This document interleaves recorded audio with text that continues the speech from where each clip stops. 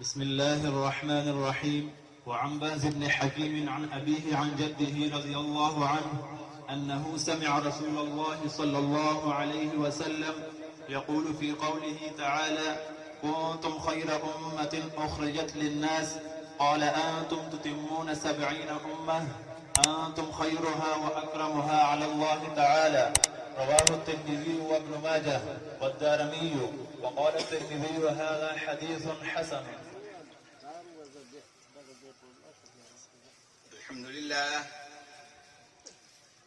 الحمد لله نحمده ونستعينه ونستغفره ونؤمن به ونتوكل عليه ونعوذ بالله من شرور أنفسنا ومن سيئات أعمالنا.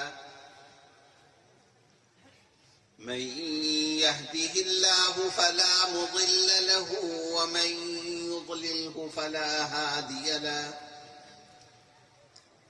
ونشهد أن لا إله إلا الله وحده لا شريك له، ونشهد أن سيدنا وسندنا ومولانا محمدا عبده ورسوله، صلى الله تبارك وتعالى عليه وعلى آله وأصحابه وبارك وسلم تسليما كثيرا. أما بعد، فأعوذ بالله من الشيطان الرجيم. كنتم خير أمة أخرجت للناس تأمرون بالمعروف وتنهون عن المنكر وتؤمنون بالله. آمنت بالله، صدق الله مولانا العظيم، وبلغنا رسوله النبي الكريم، ونحن على ذلك من الشاهدين والشاكرين، والحمد لله رب العالمين. قابل صد احترام علماء کرام، عزیز طلبہ اور معزز حاضرین مجلس، اس وقت آپ حضرات کے سامنے ایک طالب علم نے مشکات المصابیح کی سب سے آخری حدیث کی تلاوت کی ہے۔ مشکات المصابیح یہ در حقیقت حدیث کی 1 درجن سے زائد کتابوں کا نچوڑ اور خلاصہ اور انتخاب ہے۔ اس کتاب کے مصنف نے اپنے سامنے بخاری شریف رکھی، مسلم شریف رکھی، سیاہ ستہ رکھی اور کئی کتابیں اپنے سامنے رکھی، اور ان میں سے حدیثوں کو منتخب کر کے یہ کتاب انہوں نے ترتیب دی، جس میں 6000 سے زائد حدیثیں ہیں، اور ان میں سے آخری حدیث اس وقت عزیز طالب علم نے ہم سب کے سامنے پڑھی ہے۔ بہت سارے مصنفین کے طریقے کے مطابق مشکات شریف کے مصنف نے بھی سب سے آخر میں جو عنوان قائم کیا ہے وہ مناقب کا ہے، کتاب المناقب ہے، یعنی جو عظیم شخصیات ہیں انبیاء علیہ الصلوۃ والسلام، خصوصاً سرور دو عالم حضور اقدس صلی اللہ علیہ وسلم، اور پھر صحابہ اکرام وغیرہ، ان کے بارے میں رسول اللہ صلی اللہ علیہ وسلم نے جو اعلیٰ کلمات ارشاد فرمائے ہیں، جو باتیں ارشاد فرمائی ہیں، کہ ابو بکر کی یہ شان ہے، عمر کی یہ شان ہے، عثمان کی یہ شان ہے، علی کی یہ شان ہے، فلاں صحابی کی یہ شان ہے، اس کو مناقب کہا جاتا ہے۔ تو آخر میں مشکوٰۃ شریف کے مصنف نے مناقب کے بارے میں حدیثیں بیان کی، اور اس میں صحابہ کے عمومی مناقب بھی آئے، ہر صحابی کے الگ الگ مناقب بھی آئے، بعض تابعین کے مناقب آئے، مثلا حضرت اویس قرنی کے مناقب آئے، انبیاء کا ذکر اس سے پہلے ہو چکا باب بدء الخلق و ذکر الانبیاء میں۔ آخر میں باری تھی ہم جیسے گنہگاروں کی، کیونکہ ہم اگرچہ گنہگار ہیں، کمزور ہیں، ناقص ہیں، لیکن جیسے کیسے بھی ہیں، نسبت بہرحال ہماری انہی کے ساتھ ہے۔ اور اصول ہے کہ ہؤلاء القوم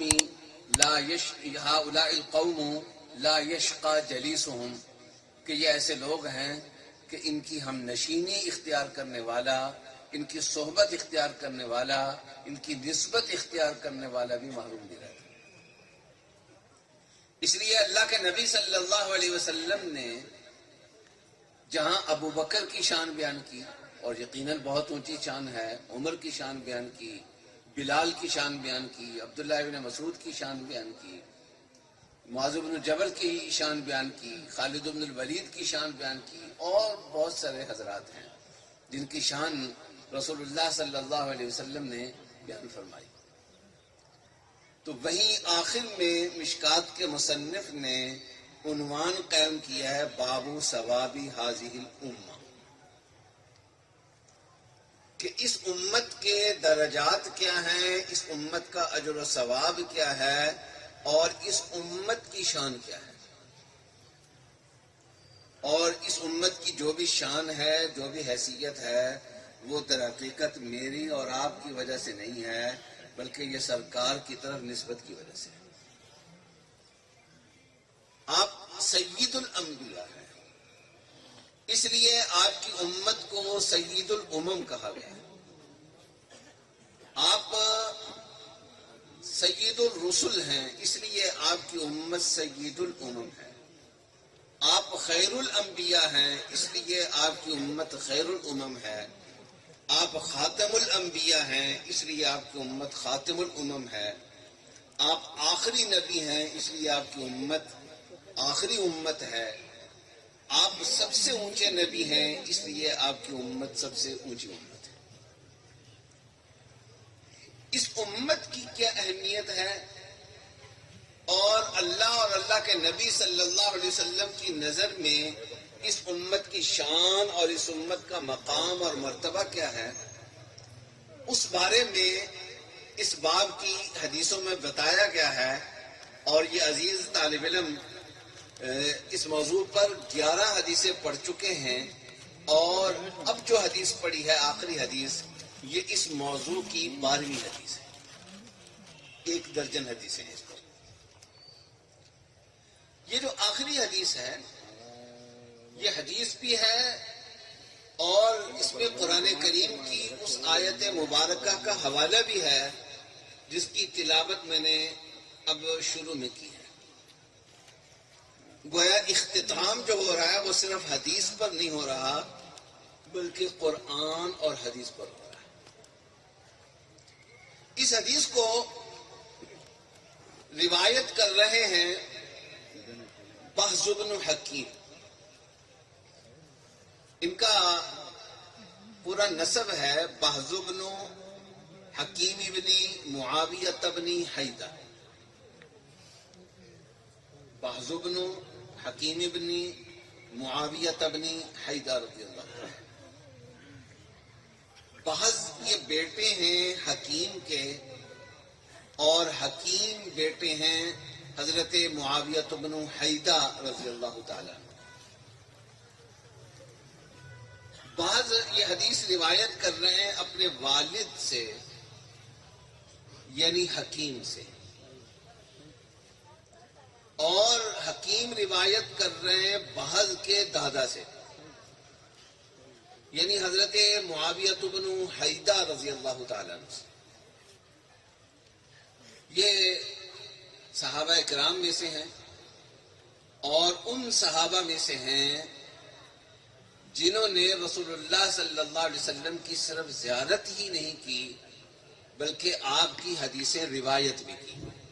یہ ان صحابہ میں شامل ہیں. یہ طلبہ خاموشی سے بیٹھ جائیں، غری کی نہیں خبریں بالکل نہ کوئی اساتذہ کرام چکم مقرر دی یہ کوشش کی جدا وارا غلی کی بالکل. ان کا بنو قشیر ایک قبیلہ تھا، یہ اس قبیلے سے تعلق رکھتے ہیں. ان کا اور ان کے قبیلے کے اسلام لانے کا واقعہ بھی بڑا عجیب ہے. اللہ کے نبی صلی اللہ علیہ وسلم سراپا رحمت تھے اور ہر ایک کے بارے میں آپ کے دل میں کڑن تھی کہ ان کو ہدایت مل جائے، ان کو ایمان کی توفیق مل جائے. ایک دفعہ حضرت طفیل بن عمر دوسی رضی اللہ تعالیٰ عنہ، حضرت طفیل بن عمر دوسی رضی اللہ تعالیٰ عنہ یہ دوس قبیلے سے تعلق رکھتے ہیں جو کہ حضرت ابو ہریرہ رضی اللہ تعالیٰ عنہ کا قبیلہ ہے. حضرت ابو ہریرہ رضی اللہ تعالیٰ عنہ تو بہت بعد میں مسلمان ہوئے، لیکن حضرت طفیل بن عمر دوسی رضی اللہ تعالیٰ عنہ نے مکی دور ہی میں اسلام قبول کر لیا تھا. رسول اللہ صلی اللہ علیہ وسلم جب مکے میں تھے اسی زمانے میں طفیل بن عمر دوسی رضی اللہ تعالیٰ عنہ مسلمان ہو گئے تھے. مکے میں اپنے کسی کام کے لیے گئے تھے، کاروبار وغیرہ کے سلسلے میں یا کسی اور کام کے سلسلے میں. وہاں لوگوں سے سنا کہ یہاں نعوذ باللہ محمد نام کے ایک شخص ہیں، وہ بڑے جادوگر قسم کے ہیں، جو ان کی باتیں سن لیتا ہے وہ ان کے باتوں میں پھنس جاتا ہے، اس لیے ان کی بات نہیں سننی. کہتے ہیں میں بھی بڑی کوشش کرتا تھا کہ میں نے آپ کی بات نہیں سنی.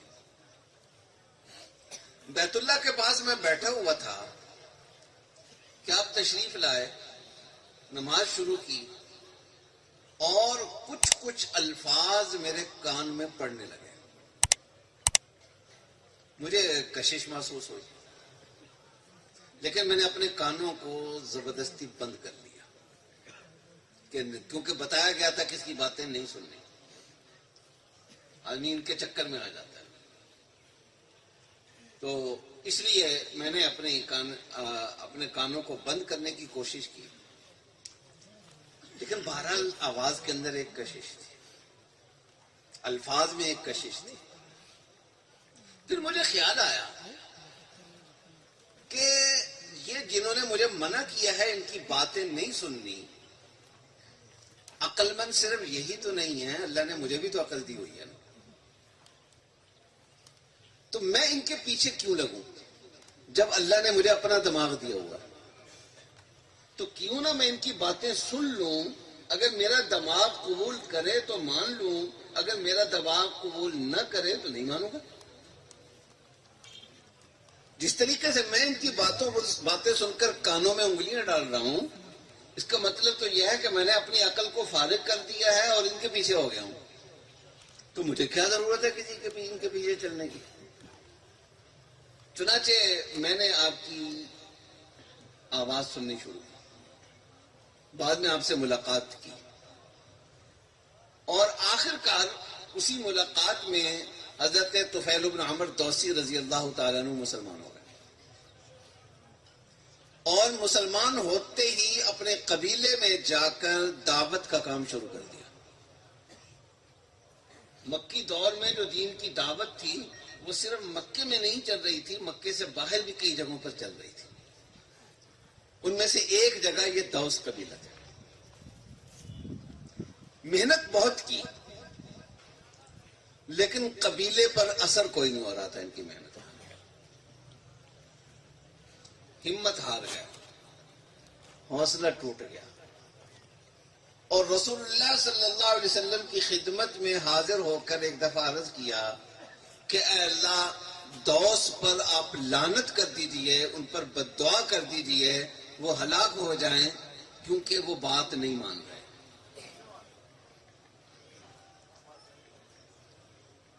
لیکن اللہ کے نبی صلی اللہ علیہ وسلم تو صرف داعی نہیں تھے، داعیوں کے بھی سردار تھے.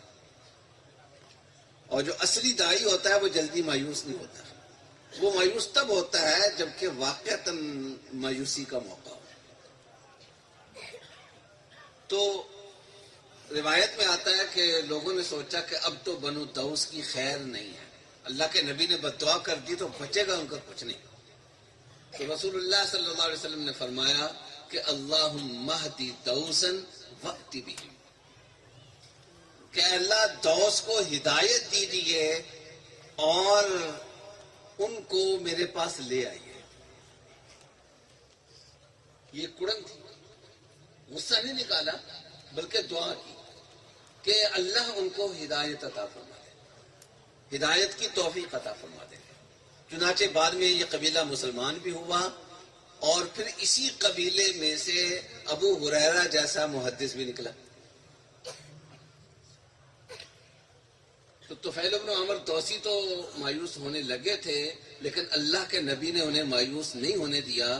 پتہ چلا کہ دین کے کام میں کبھی مایوس نہیں ہونا چاہیے. بعض اوقات پھل لگنے میں دیر لگ جاتی ہے. بعض درخت ہوتے ہیں وہ جلدی پھل دینے لگ جاتے ہیں، اور بعض درخت ہوتے ہیں جو دیر سے پھل دیتے ہیں. مایوس نہیں ہونا چاہیے. تو اسی طرح سے بنو قشیر قبیلہ تھا. حضرت معاویہ بن حیدہ قشیری رضی اللہ تعالیٰ عنہ کا قبیلہ. یہ بھی مسلمان نہیں ہو رہا تھا. یہاں بھی ایک طریقہ یہ تھا کہ ان پر بد دعا کر دی جائے. اللہ کے نبی وہ نہیں چاہتے تھے کہ بد دعا کی جائے. ابھی اس حد تک مایوسی کا موقع نہیں آیا تھا جیسے نوح علیہ السلام کے لیے آیا تھا، یا رسول اللہ صلی اللہ علیہ وسلم نے مکے کے بعض سرداروں پر بد دعا کی اور وہ سارے کے سارے بدر میں مارے گئے. ابھی اتنی مایوسی کا موقع نہیں تھا، اس لیے آپ بد دعا بھی نہیں کرنا چاہتے تھے. لیکن آپ کو یہ بھی اندازہ تھا کہ قبیلہ تھوڑا سا ڈھیٹ ہے. اردو میں کہتے ہیں کہ سیدھی انگلیوں سے گھی نہیں نکلے گا، ٹیڑھی انگلیوں سے نکلتا ہے گھی. آپ نے دیکھا ہوگا اب تو مشینیں آ گئی ہیں، لیکن اب بھی دیہاتوں میں یہ سلسلہ چلتا ہے کہ خواتین جو ہیں وہ جب لسی میں سے مکھن نکالتی ہیں تو یوں کر کے نکالنا پڑتا ہے. یوں کر کے نہیں نکلے گا، وہ تو سارا یوں ہو جائے گا. یوں کر کے نکالنا پڑتا ہے. تو گھی جو ہوتا ہے وہ ٹیڑھی انگلیوں سے نکلتا ہے. یعنی بعض اوقات کسی کو راہ راست پر لانے کے لیے تھوڑی سی گوشمالی کی ضرورت ہوتی ہے، تھوڑی سی گرمائش پہنچنے کی ضرورت ہوتی ہے. تو آپ نے بد دعا بھی نہیں کی، لیکن آپ کو اندازہ تھا کہ اکیلی دعا سے بھی کام نہیں چلے گا. اس لیے آپ نے درمیانہ راستہ اختیار کیا اور بہت دلچسپ آپ نے دعا یہاں فرمائی. شاید ہی کسی اور قبیلے کے بارے میں یہ انداز ہوا آپ کا. اور یہ خود حضرت معاویہ بن حیدہ رضی اللہ تعالیٰ عنہ فرما رہے ہیں. یہ کہتے ہیں کہ میں اپنی قوم کا وفد لے کر رسول اللہ صلی اللہ علیہ وسلم کی خدمت میں حاضر ہوا تاکہ بات چیت کریں. اگر دل کو لگے بات تو اسلام قبول کر لیں. رسول اللہ صلی اللہ علیہ وسلم نے اصل میں دعا یہ کی تھی کہ اے اللہ ان پر دو چیزیں مسلط کر دیجیے. ایک تو یہ قحط سالی میں مبتلا ہو جائیں، بھوک کا شکار ہو جائیں، اور دوسری طرف ان کے دل میں میرا رعب ڈال دیجیے. اور ان دو چیزوں کے نتیجے میں یہ مجبور ہو جائیں اسلام قبول کرنے پر. بالکل آپ بد دعا کر دیں یہ بھی نہیں کیا، اور صرف دعا ہو یہ بھی نہیں کیا. دو چار تھپڑ کھا کر یہ سیدھے راستے پر آئیں گے، اور یہ بھی بڑی سعادت ہے آدمی کا.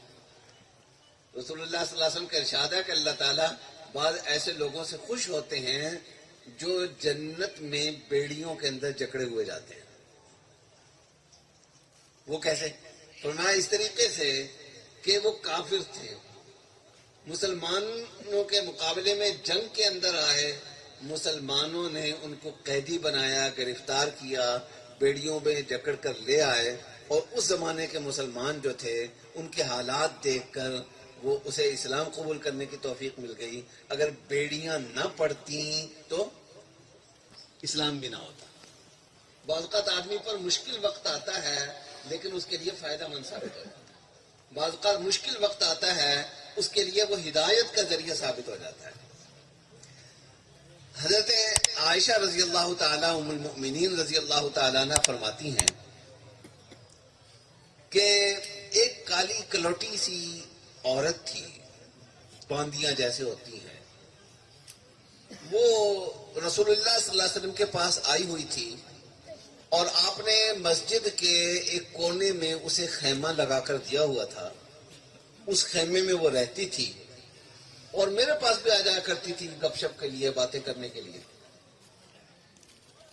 تو جب بھی میرے پاس بیٹھتی تھی تو وہ ایک شعر پڑھتی تھی. شعر یہ پڑھتی تھی کہ وَيَوْمُ الْوِشَاحِ مِنْ تَعَاجِبِ رَبِّنَا أَلَا إِنَّهُ مِنْ بَلْدَةِ الْكُفْرِ أَنْجَانِ، کہ وہ ہار والا دن بھی بڑا عجیب تھا. وہ ہار والا دن بھی بڑا عجیب تھا. اس دن ہی نے مجھے کفر سے نجات عطا کیا. حضرت ام المومنین فرماتی ہیں کہ میں نے ایک دن اس سے پوچھا کہ یہ ہار والا دن کیا ہے، جب بھی آتی ہو یہ شعر پڑھتی ہو، یہ کیا ہے بات ہے؟ اس نے کہا ہوا یوں کہ میں فلاں قبیلے میں ان کی نوکرانی کے طور پر کام کرتی تھی. ان کی ایک بچی نے ہار پہنا ہوا تھا، چمڑے کا ہار تھا، سرخ رنگ کا چمڑا تھا، وہ چمڑے کا ہار پہنا ہوا تھا. وہ ہار اس نے کہیں رکھا اور گم ہو گیا. ہمارے ہاں تو یہی کلچر ہے، یہاں کا مجھے نہیں پتا کہ گھر کی کوئی چیز گم ہو جائے تو سب سے پہلے جو شک پڑتا ہے وہ نوکرانی پر پڑتا ہے، گھر میں کام کرنے والی پر پڑتا ہے کہ اس نے اٹھائی ہوگی، اس نے چوری کی. تو گھر والوں نے اس سے تفتیش شروع کر دی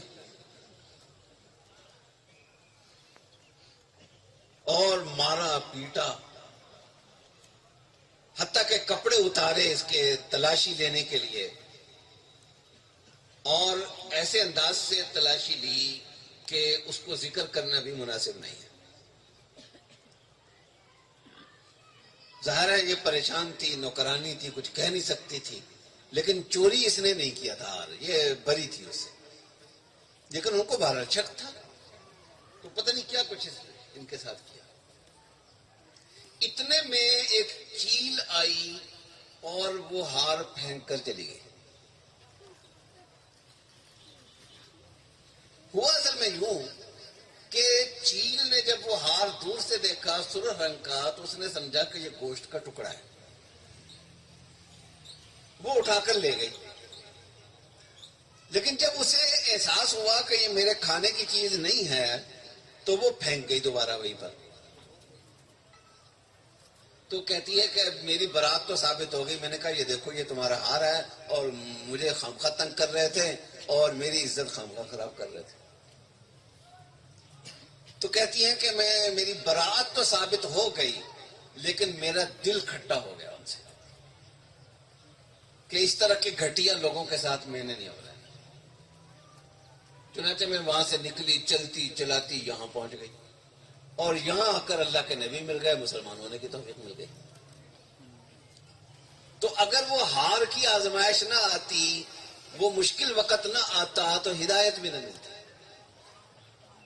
تو اللہ کے نبی صلی اللہ علیہ وسلم نے حضرت معاویہ بن حیدہ قشیری رضی اللہ تعالیٰ عنہ کی قوم کے بارے میں بھی یہی دعا کی کہ اگر ویسے یہ راہ راست پر نہیں آتے، اتنے بھی بگڑے ہوئے نہیں ہیں کہ بد دعا کر دی جائے، اور سیدھے سادے انداز سے راہ راست پر اگر نہیں آتے تو اے اللہ یہ تدبیر ان کو سیدھے راستے پر لانے کی کر دیجیے. چنانچہ رسول اللہ صلی اللہ علیہ وسلم کی خدمت میں حاضر ہوئے اور آتے ہی یہ بات اپنی قوم کی نمائندگی کرتے ہوئے حاضر ہوئے تھے. یہ وفد بن کر حاضر ہوئے تھے، ذاتی حیثیت میں تھی. آتے ہی سب سے پہلی بات یہی عرض کی. ان کو نہیں پتا تھا کہ ادھر یہ دعائیں ہو رہی ہیں، جیسے عمر کو نہیں پتا تھا کہ دعائیں ہو رہی ہیں. کہ یا ابو جہل دے دے یا عمر مجھے دے دے، تو ان کو بھی نہیں پتا تھا. اسی لیے یہ حدیث امام بہقی رحمہ اللہ نے اپنی کتاب دلائل النبوہ میں ذکر کیا ہے. یہ ضخیم کتاب ہے، کئی جلدوں میں ہے، اور رسول اللہ صلی اللہ علیہ وسلم کے معجزات پر ہے یہ کتاب. اور معجزات پر شاید اس سے زیادہ ضخیم کتاب کوئی اور نہ ہو. بہت اچھی کتاب ہے، ضخیم کتاب ہے اور مستند کتاب ہے. اور مجھے نہیں معلوم کہ اردو وغیرہ میں اس کا ترجمہ ہوا یا نہیں ہوا. اگر نہیں ہوا تو یہ اس قابل ہے کہ اس کتاب کا اردو وغیرہ میں اور دوسری زبانوں میں بھی ترجمہ ہو. تو امام بہقی رحمہ اللہ نے یہ واقعہ دلائل النبوہ میں ذکر کیا. آتے انہوں نے عرض کیا اپنی رویداد بیان کرتے ہوئے، اپنی کارگزاری بیان کرتے ہوئے، کہ آنے کی وجہ یہ بنی کہ ایک طرف تو ہم قحط میں مبتلا ہو گئے. جب آدمی مشکل میں پھنستا ہے نا، خدا یاد آ جاتا ہے. پھر کئیوں کو خوشی میں خدا یاد نہیں آتا. اور دوسری طرف آپ کا رعب ہمارے اوپر پڑنے لگا، جو پہلے ہمیں محسوس نہیں ہوتا تھا، لیکن کچھ عرصے سے ہمیں محسوس ہو رہا تھا کہ آپ کا رعب ہمارے اوپر پڑ رہا ہے. تو ہم نے سوچا کہ چلو ایک وفد لے کر جاتے ہیں، بات چیت ہی کرتے ہیں. اس لیے ہم آپ کی خدمت میں حاضر ہوئے. اور پھر رسول اللہ صلی اللہ علیہ وسلم سے کچھ باتیں پوچھی. سب سے پہلی بات تو یہ پوچھی کہ چونکہ ابھی مسلمان نہیں ہوئے اس لیے کھل کر بات کر رہے ہیں. ایک مسلمان بات کرے گا تو وہ کافر ہو جائے گا، لیکن یہ تو پہلے سے ہی کافر ہیں، ابھی مسلمان نہیں ہوئے. سچی سچی بتائیے، یہ پوچھا سوال کیا. سچی سچی بتائیے کہ اللہ نے آپ کو رسول بنایا ہے یا نعوذ باللہ خدا نہ خواستہ خود ہی بن گئے؟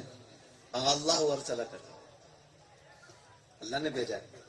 زمام بن ثعلبہ ایک اور صحابی ہیں، انہوں نے بھی اسی انداز سے سوال کیا تھا رسول اللہ صلی اللہ علیہ وسلم. اللہ نے بھیجا ہے. تو خود بھی تو بن جاتے ہیں نا، جیسے ہمارے قادیان میں بن گیا تھا خود ہی. وہ بھی خود نہیں بنا تھا، خیر اس کو برطانیہ نے بنایا تھا جی، وہ بن گیا تھا نا نبی جی. تو خیر اللہ کے نبی صلی اللہ علیہ وسلم نے فرمایا کہ ہاں اللہ نے مجھے بھیجا. یعنی میرا اپنا ذاتی خیال نہیں ہے کہ میں رسول ہوں، واقعتاً اللہ نے مجھے کہا. دوسری بات یہ کی کہ جو آپ احکام دیتے ہیں یہ آپ اپنی رائے سے دیتے ہیں یا اللہ کے کہنے سے دیتے ہیں؟ تو فرمایا کہ نہیں، جو دین بیان کرتا ہوں وہ اللہ ہی کے کہنے سے بیان کرتا ہوں. خیر انہوں نے اسلام بھی قبول کیا اور بھی متعدد مسئلے پوچھے. مثلا اس سے اگلا سوال یہ کیا کہ ما تقول فی النساء. آج کل کا بھی بڑا اہم سوال ہے یہ، عورتوں کے بارے میں آپ کیا کہتے ہیں؟ اور دوسری روایت میں یہ ہے کہ عورتوں کا ہمارے ذمہ کیا حق ہے؟ تو آپ نے فرمایا کہ حق یہ ہے کہ ایک تو کھانے پینے رہنے سہنے میں ہر چیز میں تمہارے برابر ہونی چاہیے. ہر چیز سے مراد یعنی کھانا پینا رہنا سہنا، جو زندگی کی سہولتیں ہیں وہ برابر ہونی چاہیے. باقی ذمہ داریاں، حقوق و فرائض یہ برابر نہیں ہو سکتے. کسی بھی دو انسانوں کے حقوق و فرائض کا بھی برابر نہیں ہو سکتا، کچھ نہ کچھ فرق کرنا پڑے گا. تو خیر وہ بات دوسری طرف نکل جائے گی اگر وہ میں سمجھانے کی کوشش کروں گا. تو مطلب یہ کہ کھانے پینے رہنے سہنے میں برابری ہو. یہ نہیں کہ تم خود شاندار عالی شان قسم کا لباس پہنو اور بیوی کو گھٹیا سا لے دو. اپنے کھانے باہر کھاتے ہو، ہوٹلوں پہ جا کر کھاتے ہو، شاندار کھانے کھاتے ہو، چٹپٹے کھانے کھاتے ہو، گھومتے پھرتے ہو، اور عورت بیچاری جو ہے وہ ہمیشہ وہ گھر کا کھانا ہی کھائے. اپنے لیے سواری شاندار اور عورت کے لیے گھٹیا. اپنے لیے زندگی کی سہولتیں اعلیٰ اور اس کے لیے ہلکی. ایسا نہیں ہونا چاہیے. زندگی کی آسائشوں میں، زندگی کی سہولتوں میں، زندگی کی چیزوں میں تمہارا اور ان کا معیار برابر ہونا چاہیے. ان کو اپنے برابر کے معیار پر رکھو. اور دوسرا فرمایا کہ عربوں کے ہاں عورتوں کو مارنے کا رواج تھا. اگرچہ قرآن میں ذکر ہے لیکن اس کا دائرہ بہت محدود ہے. خود قرآن نے اس کو بیان کیا ہے. اصل اصول یہی ہے کہ ایک انسان کو دوسرا انسان تو دور کی بات ہے، جانور کو بھی مارنے کی اجازت نہیں ہے، غلاموں کو مارنے کی اجازت نہیں ہے. کوئی انسان دوسرے انسان کو بغیر شرعی وجہ کے نہیں مار سکتا. تو فرمایا کہ انہیں مارا نہ کرو، مارنا بند کر دو. اور صرف یہ کہ مارنا نہیں ہے بلکہ ان کو برا بھلا بھی نہیں کہنا، گالیاں بھی نہیں دینی، تان و تشنی بھی نہیں کرنا، ان کو کسی بات پر عار بھی نہیں دلانی. اور یہ اس حد تک ہے، یہ تو بیویوں کی بات ہو رہی ہے. رسول اللہ صلی اللہ علیہ وسلم نے باندیوں کے بارے میں فرمایا. آپ نے فرمایا کہ اگر کسی کی باندی بدکاری کر لے، زنا کر لے، تو فرمایا کہ جو شرعی حکم ہے وہ اس پر جاری کراؤ، جو شریعت کی سزا ہے وہ قاضی کے ذریعے اس پر لگواؤ، لیکن ولا تصرف، اس کو عار نہیں دلانی. حالانکہ وہ اس کا جرم قاضی کے پاس ثابت ہے. دوسری مرتبہ کریں پھر اس پر شرعی سزا جاری کرو، لیکن اس کو عار نہیں دلانی. تیسری مرتبہ پھر کریں تو بھی اس پر حکم شرعی جاری کرو، سزا دلواؤ اسے قاضی کے ذریعے سے، لیکن عار نہیں دلوانی. وہ باز نہیں آتی تو اس کو برا بھلا کہنے کی بجائے اسے بیچ دو. تم سے قابو نہیں آ رہی، ماحول چینج ہونے سے، ماحول بدلنے سے ہو سکتا ہے کہ اس کی اصلاح ہو جائے. یہاں خدا نخواستہ اس کے کسی سے تعلقات بن گئے ہیں، اس لیے وہ نہیں سنور رہی. دوسری جگہ جائے گی، ماحول نیا ہوگا تو ہو سکتا ہے وہاں جا کر ٹھیک ہو جائے. یا ہو سکتا ہے تم ڈھیلے ڈالے ہو، دوسری جگہ جہاں جائے گی وہاں آقا جو ہے وہ سخت قسم کا ہوگا تو وہ اس کو درست کر لے گا، اس کی اصلاح کر لے گا، اس کو اصلاح پر مجبور کر دے گا. اس کا ڈر ہوگا، اس کا ڈر نہیں ہے. تو بہرحال تو رسول اللہ صلی اللہ علیہ وسلم نے یہاں بھی فرمایا کہ وَلَا تُقَبِّحُوهُنَّ، کہ انہیں عار نہیں دلانا، ان کو برا بھلا نہیں کہنا. اور فرمایا کہ اگر اپنی عورتوں سے ناراضگی ہو جائے تو اس ناراضگی کا اظہار تو کرنا ہے، لیکن وہ گھر کے اندر ہی کرنا ہے، گھر سے باہر نہیں کرنا، تاکہ گھر کا جھگڑا گھر کے اندر ہی رہے، گھر کا جھگڑا گھر سے باہر حتی الامکان نہ جائے. تو خیر، میں تعارف کراتا ہے ان صحابی کا جنہوں نے یہ حدیث روایت کی ہے کہ بعض بن حکیم اپنے والد سے روایت کرتے ہیں، حکیم سے، اور وہ ان کے دادا یعنی حضرت معاویہ بن حیدہ قشیری رضی اللہ تعالیٰ عنہ سے، کہ انہوں نے رسول اللہ صلی اللہ علیہ وسلم کو ایک بات کہتے ہوئے سنا، اور حضرت صلی اللہ علیہ وسلم نے یہ بات قرآن کریم کی ایک آیت کی تشریح میں فرمائی. قرآن کریم کی آیت ہے کنتم خیر امۃ اخرجت للناس، کہ تم ایسی بہترین امت ہو جس کو دنیا میں پیدا ہی کیا اس مقصد کے لیے گیا ہے کہ وہ لوگوں کو فائدہ پہنچائے. للناس، لوگوں کے فائدے کے لیے کوئی بھی قوم، کوئی بھی امت جو بنائی جا سکتی ہے، ان امتوں میں سے سب سے بہتر، سب سے اعلیٰ، سب سے زیادہ نافعیت والی، سب سے زیادہ برکت والی، سب سے زیادہ فائدے والی امت یہ ہے. وجہ کیا ہے اس کی؟ وجہ اس کی خود قرآن نے بیان کر دی، تأمرون بالمعروف وتنہون عن المنکر. اس لیے کہ یہ امت نیکی کا حکم دیتی ہے اور برائیوں سے روکتی ہے. یہ اس امت کا امتیاز ہے. آج یہ امت ہمیں خیر الامم نظر نہیں آ رہی بظاہر، اللہ کے نظر میں تو ہے، لیکن ہمیں اس کے آثار نظر نہیں آ رہے.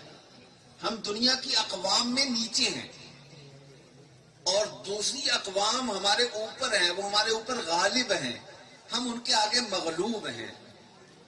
اس کی وجہ کیا ہے؟ اس کی وجہ بہت ساری ہیں. ان میں سے ایک وجہ یہ ہے کہ پہلے یہ ہوتا تھا کہ یہ امت سکھانے والی امت تھی. نیکی اور برائی کے، اچھائی اور برائی کے اپنے معیار اس امت کے ہوتے تھے، اور اور یہ اپنی باتیں، اپنا معیار دوسروں کو سکھانے والی امت ہے. اور اب ہم سکھانے کی بجائے سیکھنے والے بن گئے. کون سا کام کیسے کرنا ہے. ایک وقت وہ تھا کہ ہم دنیا کو سکھایا کرتے تھے، اور اب ہم دیکھتے ہیں کہ کھانا گورے کیسے کھاتے ہیں، کاروبار گورے کیسے کرتے ہیں، فلاں کام گورے کیسے کرتے ہیں، فلاں چیز گورے کیسے کرتے ہیں. ہم نے بھی وہی طریقہ اختیار کر لیا. تو ہم سکھانے والے نہیں رہے بلکہ ہم سیکھنے والے بن گئے. ہم دینے والے نہیں رہے بلکہ لینے والے بن گئے.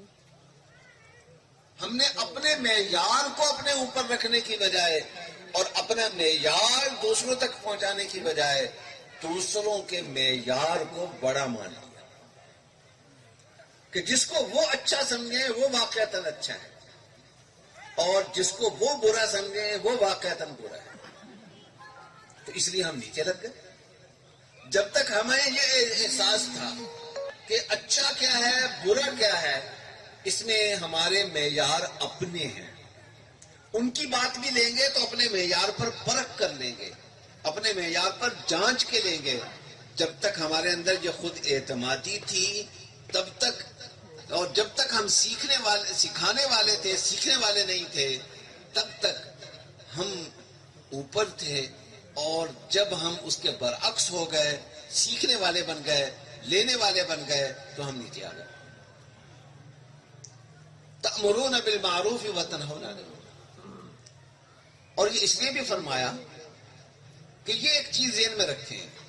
قرآن نے کہا ہے کہ والعصر ان الانسان لفی خسر الا الذین آمنوا وعملوا الصالحات، کہ ہر انسان خسارے میں ہے. خسارے سے صرف وہی انسان بچ سکتا ہے جس کے پاس ایمان ہو اور جس کے پاس عمل صالح ہو. ایمان اور عمل صالح، ایمان اور اچھے کام، ایمان اور نیکی کے کام، یہ انسان کو خسارے سے بچاتے ہیں. اس کے ساتھ دو باتیں اور فرمائیں، وَتَوَاصَوْا بِالْحَقِّ وَتَوَاصَوْا بِالصَّبْرِ، کہ ایمان کی ایک دوسرے کو تلقین بھی کرتے ہیں اور عمل پر مضبوطی کی، صبر کی ایک دوسرے کو تلقین بھی کرتے ہیں. وہی امر بالمعروف اور نہی عن المنکر والی بات. کیوں؟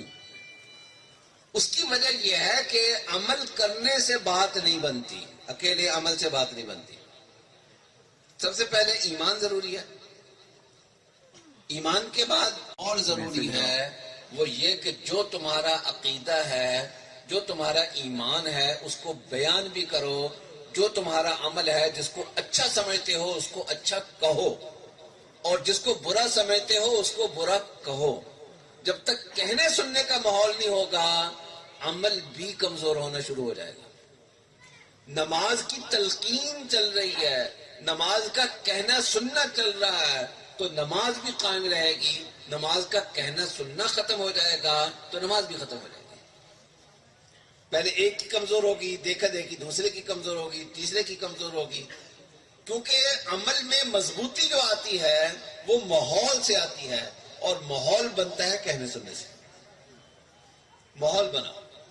جب تک ماحول نہیں بنے گا، کوئی خوش قسمت لوگ ہوتے ہیں جو اپنے عمل پر ثابت قدم رہتے ہیں. اگر ماحول نہ رہے تو عمل میں کمزوری آ جاتی ہے. تو امر بالمعروف اور نہی عن المنکر کا ایک مقصد یہ بھی ہے.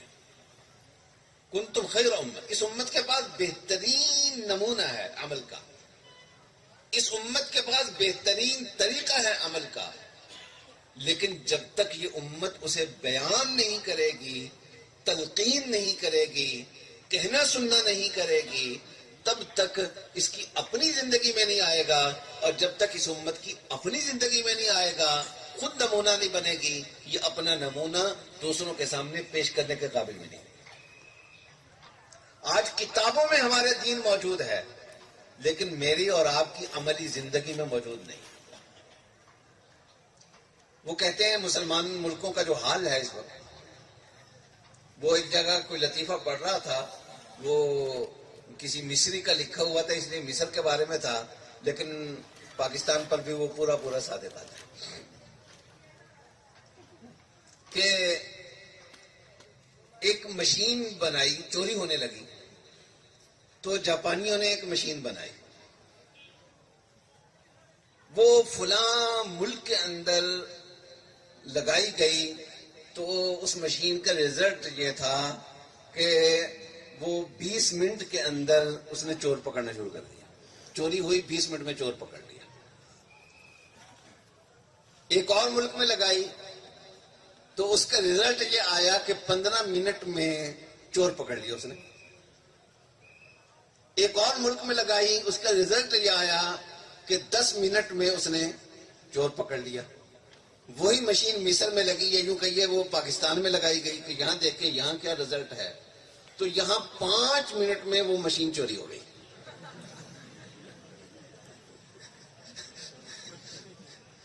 5 منٹ میں وہ مشین ہی چوری ہو گئی۔ یہ کیوں ہے؟ ہماری عملی زندگی تو ایسی ہی ہے، یہ لطیفہ نہیں ہے بلکہ یہ حقیقت ہے، ہماری عملی زندگی ایسی ہی ہے۔ کیوں ہے؟ اس لیے کہ کہنا سننا نہیں ہے۔ کہنے سننے کا اثر لازماً ہوتا ہے۔ تو فرمایا کہ کنتم خیر امت اخرجت للناس تأمرون بالمعروف وتنہون عن المنکر، کہ اپنے معیار لے کر، نیکی اور بدی کا امتیاز لے کر تم دنیا کے سامنے جاتے ہو، اور وتؤمنون باللہ، اور تم میں بھی اپنی باتوں پر پورا اطمینان ہے، یقین ہے، خود اعتمادی ہے کہ ہمارے اللہ اور ہمارے رسول نے جو کچھ ہمیں بتایا وہ بالکل ٹھیک ہے۔ اپنا ایمان ہی کچا ہو تو پھر دوسروں کو کیا کہنا۔ تو یہ قرآن کریم کی آیت ہے۔ حضرت معاویہ بن حیدہ رضی اللہ تعالیٰ عنہ فرماتے ہیں کہ رسول اللہ صلی اللہ علیہ وسلم نے اس آیت مبارکہ کی تشریح کرتے ہوئے فرمایا کہ انتم تتمون 70 امہ، کہ تمہارے ذریعے سے 70 امتیں مکمل ہو گئی۔ 70 امتوں کا کیا مطلب؟ 2 مطلب اس کے ہو سکتے ہیں۔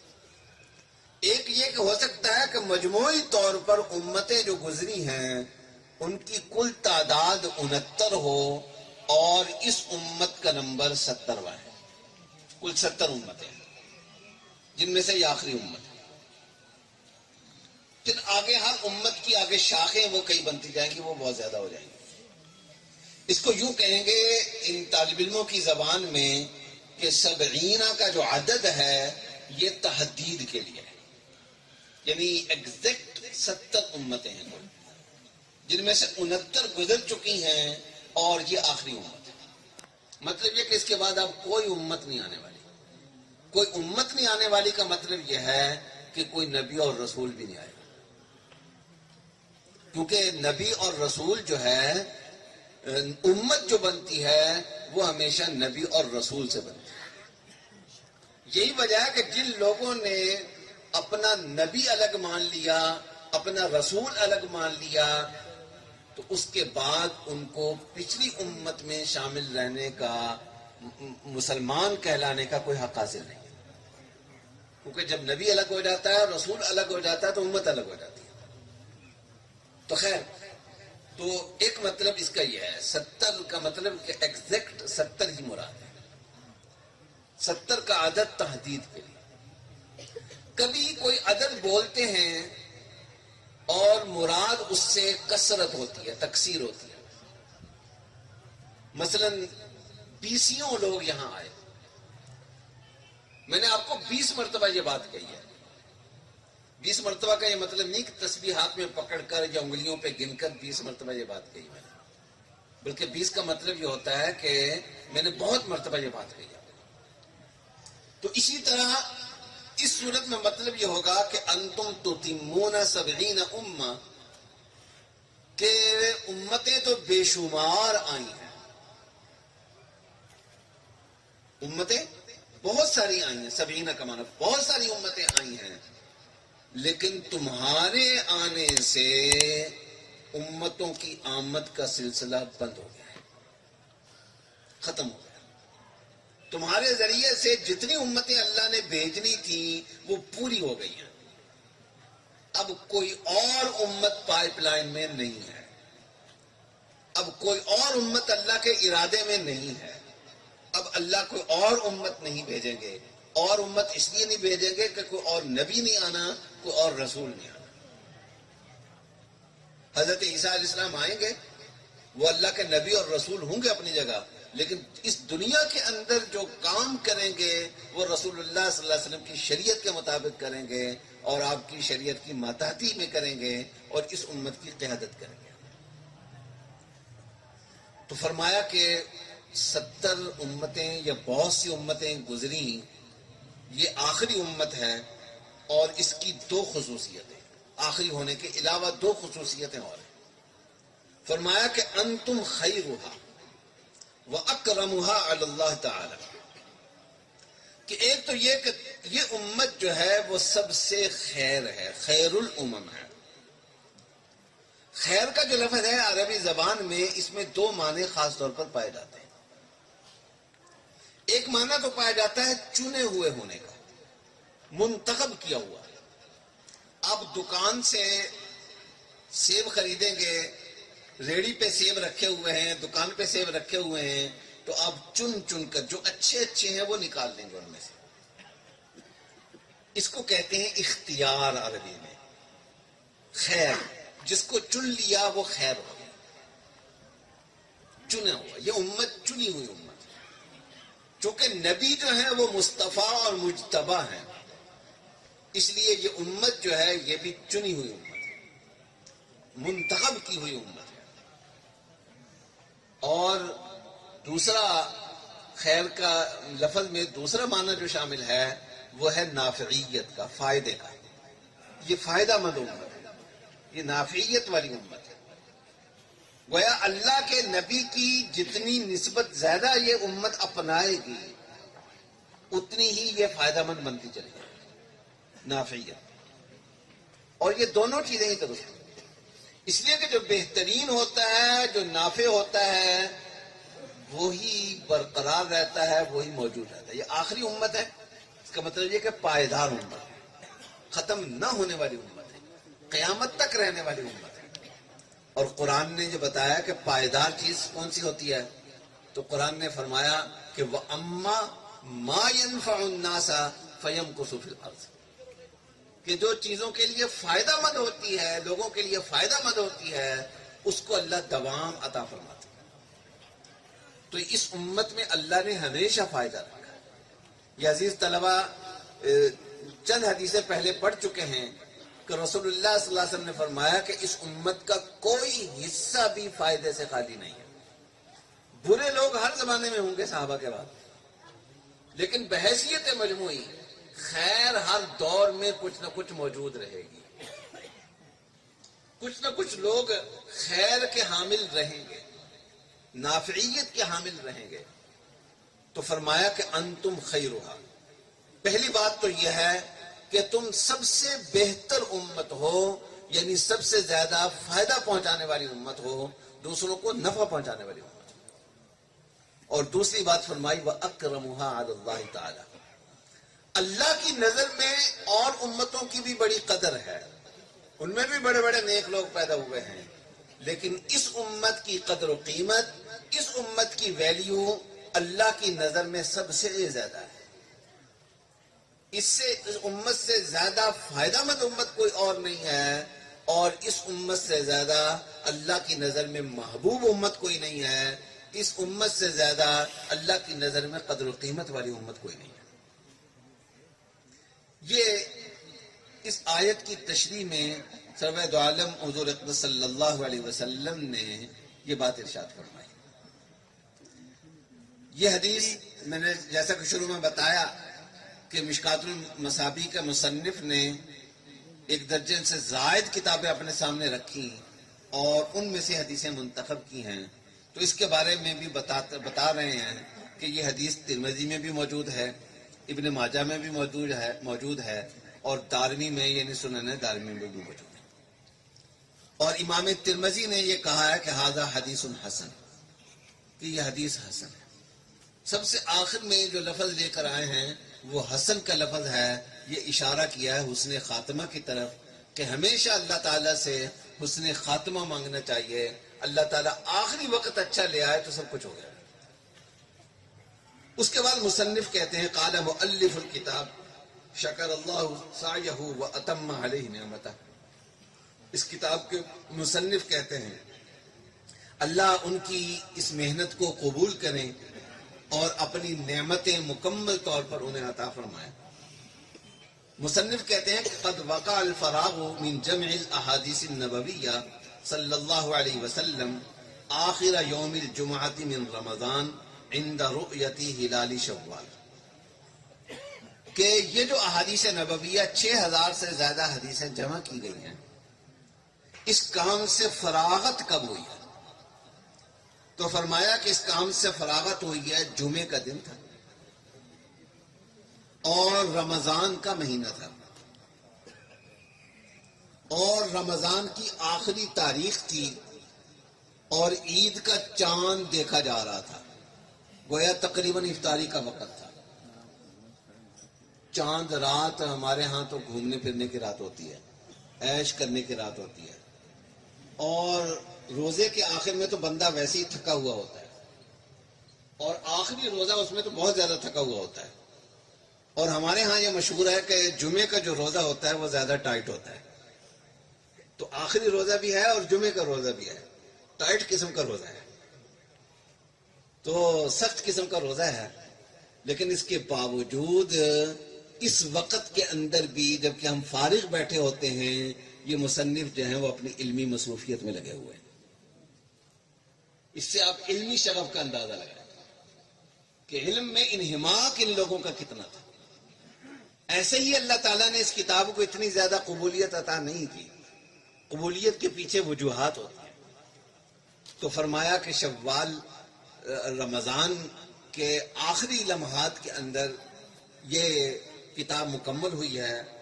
سنۃ 37 و 700 سن 737 ہجری کی بات ہے. اب 1443 ہے. گویا اس رمضان کو یہ 707 سال ہو جائیں گے اس کتاب کو لکھے ہوئے. جب یہ رمضان آئے گا تو اس کتاب کو مکمل کیے ہوئے 700 سال اور 7 سال اوپر اتنے سال اس کتاب کو مکمل کیے ہوئے ہو جائیں گے.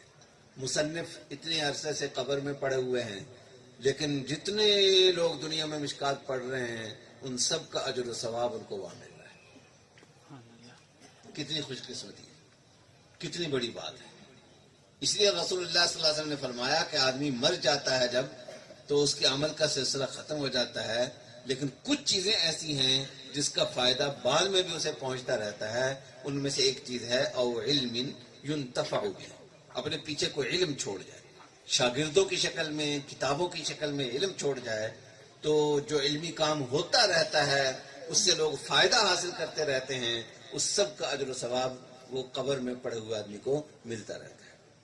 والحمد للہ رب العالمین والصلاة والسلام علی رسولہ محمد وآلہ واصحابہ اجمعین.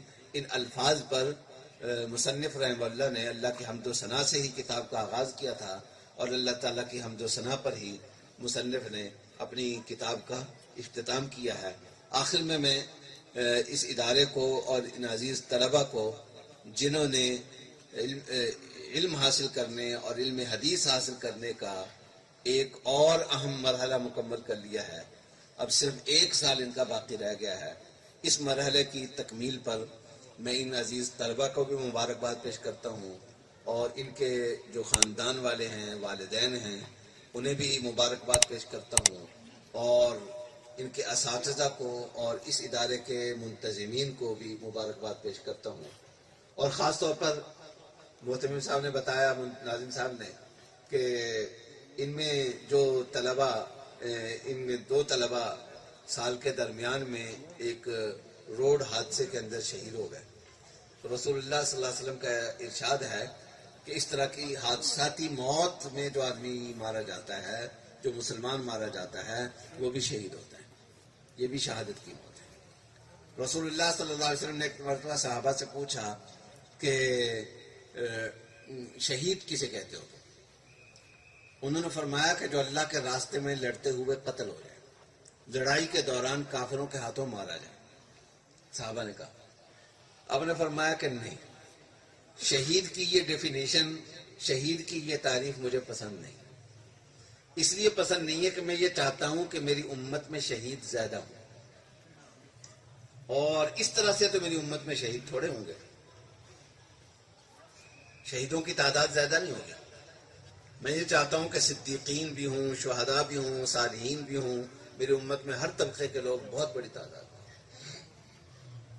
تو پھر آپ نے فرمایا کہ صرف اللہ کے راستے میں جان دینا یہ تو سب سے بڑی شہادت ہے، لیکن صرف یہ شہادت نہیں ہے، اور بھی کئی چیزوں کو شمار فرمایا۔ اور بہت سارے علماء نے مستقل کتابیں لکھی ہیں کہ کون کون سی موت شہادت کی موت ہے۔ تو یہ بات احادیث سے ثابت ہے کہ جو لوگ وبائی امراض میں مارے جاتے ہیں، طاعون میں مارے جاتے ہیں، پیٹ کی بیماریوں میں مارے جاتے ہیں، وہ بھی شہید ہوتے ہیں۔ اسی طرح جو لوگ حادثاتی موت مارے جاتے ہیں، کسی چیز میں دب کر مارے جاتے ہیں، اس طرح کی چیزوں میں مارے جاتے ہیں، وہ بھی شہید ہوتے ہیں۔ تو بہرحال یہ بھی طلب علم کے راستے پر لگے ہوئے ہیں، اور ان کا ایک ساتھی جو ہے جو اللہ کے پاس چلا گیا، امید ہے کہ دو ساتھی وہ بھی اللہ کے پاس اپنے علم کی تکمیل کر رہے ہوں گے۔ رسول اللہ صلی اللہ علیہ وسلم کے صاحبزادے ابراہیم کا انتقال وہ بچپن میں ہو گیا تھا، ابھی دودھ پورا نہیں پیا تھا۔ تو رسول اللہ صلی اللہ علیہ وسلم نے فرمایا کہ ان لہ مرضعا فی الجنہ، کہ جنت میں اس کا رضا مکمل ہو رہا ہے۔ تو انشاءاللہ ان کا طلب علم وہاں مکمل ہو رہا ہوگا، تو ان کا یہاں ہو رہا ہے۔ اللہ تعالی ہم سب کو قرآن اور حدیث پر اور رسول اللہ صلی اللہ علیہ وسلم کے اسوہ حسنہ پر عمل کرنے کی بھی توفیق عطا فرمائے، اور بہترین امت کی جو وجوہات قرآن و حدیث میں بیان کی گئی ہیں وہ ہم سب کو اور پوری امت کو اللہ تعالیٰ اپنانے کی توفیق عطا فرمائے۔ وآخر دعوانا الحمدللہ رب العالمین۔